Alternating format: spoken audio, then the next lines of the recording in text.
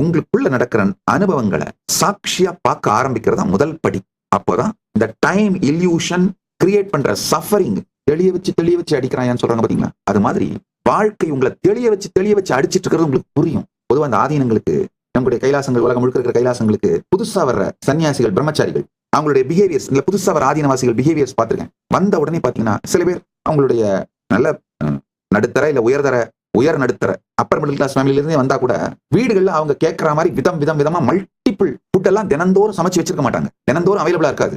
ஆனா கைலாசத்துல நேச்சுரலாவே கோவில் நடக்கிறதுனால நிவேதனத்துக்காக தினந்தோறும் நிவேதனம் மற்றும் அன்னதானத்துக்காக குறைந்தபட்சம் 11 விதமான உணவு சமைப்பாங்க. காலையில 11 விதம், மதியானம் 11 விதம், இரவு 11 விதம், விதமா சமைப்பார்கள். விதவிதமான உணவு இருக்கும். ஒண்ணுதான் சொல்லுவேன், அப்ப சாப்பிடும்போது சாட்சியா இருந்து பார்த்துக்கிட்டே சாப்பிடு. டிவைஸ் பார்க்காத, வேற அட்டென்ஷனை டைவர்ட் பண்ணாத, வேற யார்ட்டையும் பேசாத, அமைதியா உட்காந்துக்கோ. என்ன வேணுமோ எல்லாத்தையும் எடுத்து வச்சுக்கோங்க, நிறைய குவான்டிட்டி எடுத்து வச்சுக்கோங்க. பொறுமையா சாட்சியா இருந்து பார்த்து நல்லா மென்று ருசித்து சாப்பிடுங்க. ஒரு மாசத்துல அவங்களுக்கே புரிய ஆரம்பிச்சிடும்.